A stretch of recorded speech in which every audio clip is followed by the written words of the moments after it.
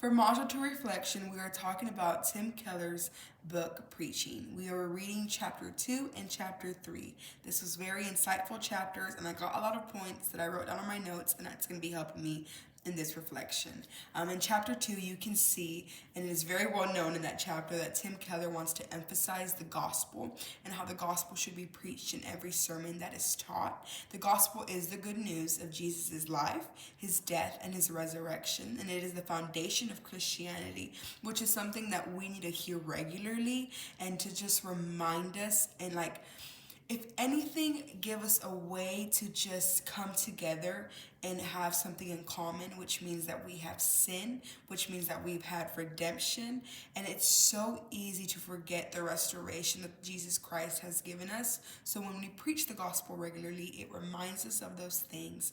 Also, transformation is a big thing that we encounter in the gospel. And we are Christians who experience genuine life change. And sometimes those who are non-believers, who are believers, need that reminder in that preaching. So that's what Tim Keller is all talking about in chapter 2, the importance of preaching the gospel.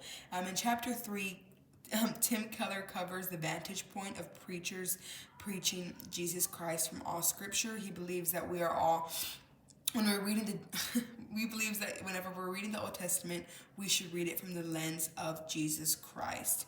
It's cool to know that Jesus, even though he wasn't specifically named in the Old Testament, you can see a lot of parallels from the New Testament to the Old Testament.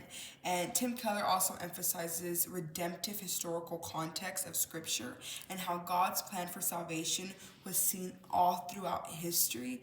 I agree with Tim Keller with what he's saying, that we should look at the Old Testament through the lens of Jesus Christ. It allows us to see how the plan of God was unfolding all along the way, all the way to the Gospels. However, preachers might find it a little difficult to connect, the New Testament to the Old Testament, which can make things confusing, not even just for them, but for the congregation. But when we find that loophole, when we find the way to connect them, I believe that it can be a very powerful thing, not only for the preacher to be revealed to them, but also for the congregation to see that God's plan was good all along, and he had everything set in motion. And that is my reflection on chapters 2 and 3.